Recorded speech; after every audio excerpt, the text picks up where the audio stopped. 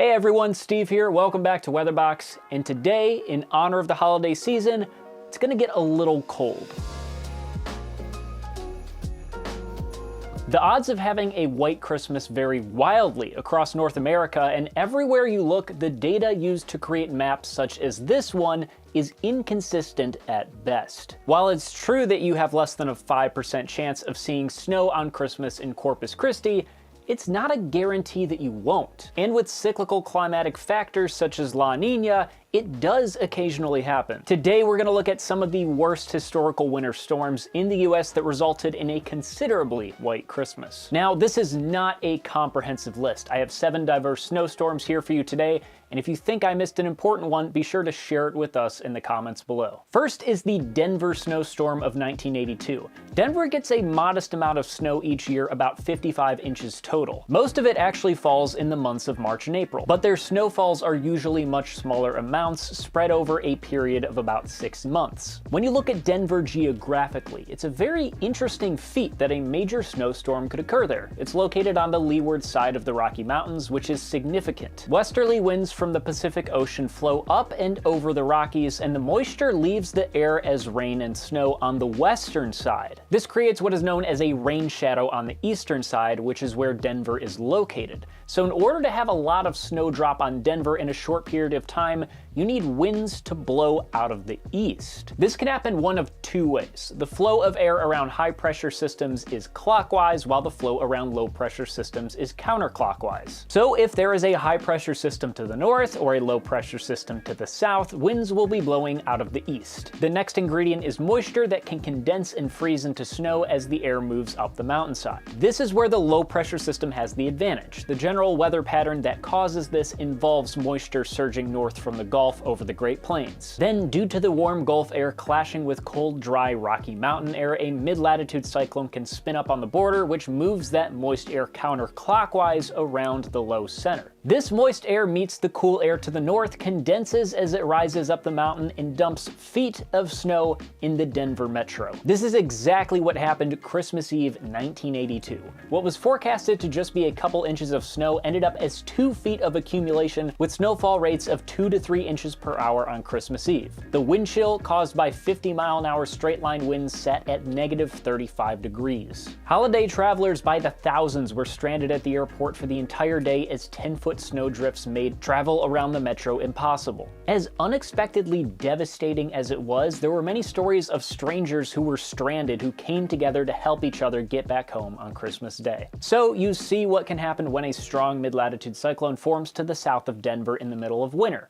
But the mid-latitude cyclone is on a mission, and that mission is to get across the continental US. So, as you can guess, it causes a lot of problems for people in its path, particularly on that northwestern side. A prime example of this is the winter storm of late December 2004. Throughout these 4 days, 2 major weather systems collided to wreak havoc on the Ohio River Valley. First, you had a swath of Arctic air that was descending upon the Midwest from Canada. At the leading edge of this air mass, heavy snow fell in Minnesota and Wisconsin. But that pesky surface low of the same variety that caused the snow in Denver had developed over Texas. This thing flew to the east in 48 hours, gaining strength as it ingested moisture from the Gulf. That moisture was ultimately forced upward over the Arctic air, condensing into a giant diagonal line of snow, sleet, and freezing rain, a winter slurry that piled upon Ohio, Indiana, and Illinois over the course of 2 days. While Medora, Indiana saw a record 39 inches of snowfall, Ohio was decimated due to the ice. 678,000 residents across the state lost power, mainly in Columbus. The Woodland Meadows subdivision, which was one of the largest apartment complexes in the United States for government-subsidized tenants, was hit the hardest. Affecting over 1,000 residents, the power was cut for multiple days, the boiler system failed, pipes froze and burst, and basements were flooded. None of this was ever repaired, and a few years later, the city voted to demolish the deteriorating 122 buildings. For those not living in the apartment complex, travel was impossible due to the mixture of snow and ice, and hundreds of flights were canceled. Interstates I-65, 70, 71, and 74 were closed for over 12 hours, and hundreds of motorists were stranded on I-64 in Indiana for over 24 hours. The storm resulted in $900 million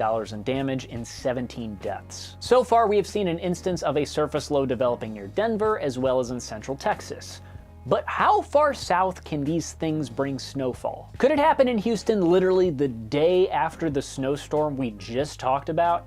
Yeah, 2004 was wild, apparently. After the low-pressure system exited Ohio, Arctic air spilled southward across the entire U.S. east of the Rockies. On Christmas Eve, temperatures were only in the mid-30s across central Texas, with the edge of the Arctic front sitting over Houston. And just south of that front, a surface low developed near San Fernando, Mexico, moving into the Gulf of Mexico. The temperatures were cold enough on that northern side that considerable snow was able to develop on Christmas Eve, dropping 4 inches of snow in Corpus Christi and a whopping foot of snow in Victoria. It was the first white Christmas ever for this area. Now, of course, all that snow melted within 48 hours because as that Arctic air lifted, that warm Gulf air came surging back. But what an incredible Christmas that must have been for southern Texans. Now, you probably have noticed a pattern here. These surface lows like to spin up along temperature boundaries on the southeastern side of a trough of cold air. Another place where low pressure systems like to develop is the Atlantic Ocean. Hell, that's what a hurricane is after all, just a very intense one. So picture this. A historic blast of cold air descends southeastward from Canada, covering the Great Lakes, the Deep South, and the Mid-Atlantic. What would happen if a surface low developed over the Atlantic, moved northward up the coast right up against the cold air? If you guess the largest snowstorm to ever occur in the southeastern United States, then you're probably familiar with the Christmas coastal snowstorm of 1989. The wave of cold air that covered the southeast was so potent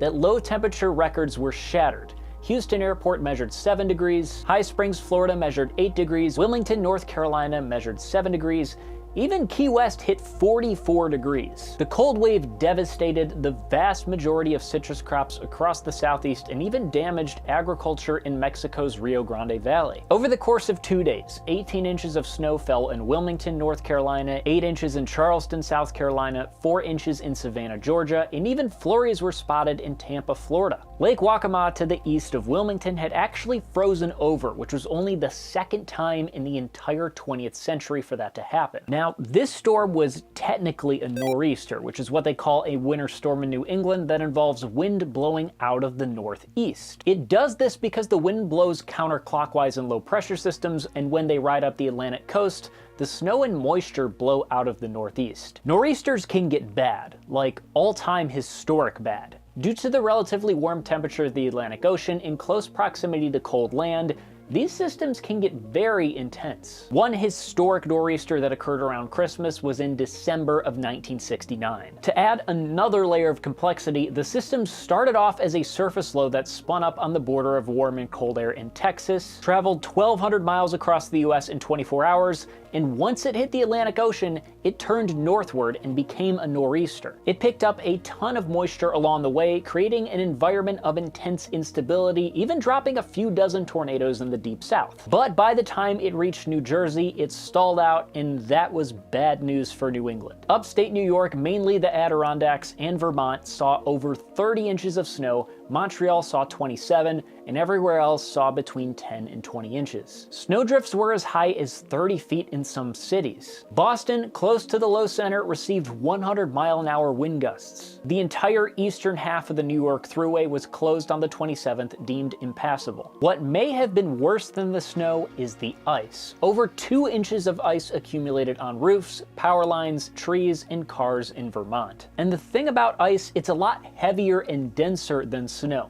Dozens of homes, industrial warehouses, and barns suffered collapsed roofs, killing several people and livestock. It was reported that this layer of ice stayed on surfaces for an entire month. While New York City escaped the brunt of this particular nor'easter, they're in no way immune to winter storms. Such is the case for the Great Blizzard of 1947. Because most weather systems in the US move from west to east, the Weather Bureau at the time had a system in place to identify and forecast weather systems that would strike New York from the west. So when an area of low pressure developed over the Atlantic Ocean and moved west towards the city, it took everyone by surprise. What was forecasted to be a cold day with flurries ended up as a non-stop intense snowfall with rates up to 3 inches an hour. These were huge snowflake clusters too, which meant one of two things. One, the temperature above the ground was near freezing, and two, there was very little wind. This wasn't like the 1969 nor'easter. It was a very peaceful yet heavy,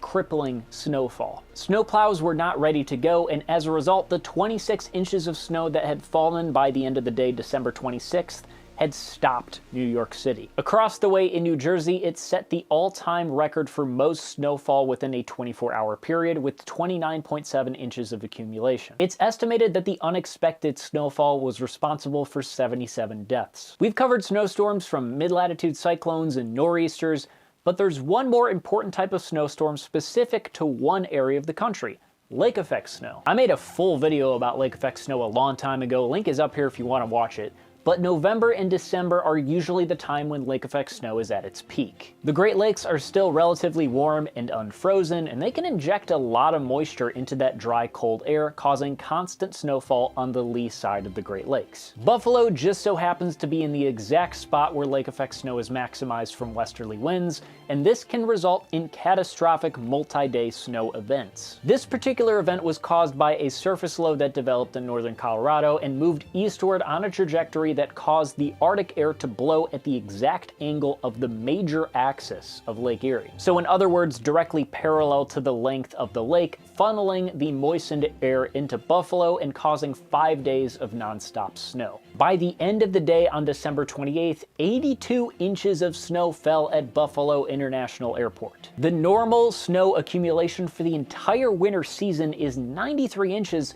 so essentially the city saw almost an entire year's worth of snow in just 5 days. It blew all previous snow records out of the water. What's even more ironic is the previous month, November, was the first November on record that Buffalo saw no snow whatsoever. The city was declared a disaster area, and the National Guard was sent in with bucket loaders to help unearth the city. But because it's Buffalo and the people and the infrastructure are well seasoned for an intense winter snowstorm, the entire event only resulted in 2 deaths. About every 5 to 10 years, Buffalo has seen an intense multi-day lake effect snow event, and I'm sure you remember the one that happened this year in November as well. As for a white Christmas this year, we have several systems sweeping through the upper Midwest and Great Lakes region right now, so we'll see if we get that white Christmas. Real quick, I want to thank you guys for all the support this year. I remember we started off the year with 74 subscribers, and now we have a full-fledged community of weather nerds, and I think that is fantastic. So thank you guys. I hope we have a wonderful Christmas and a great holiday season. I will see you in the new year.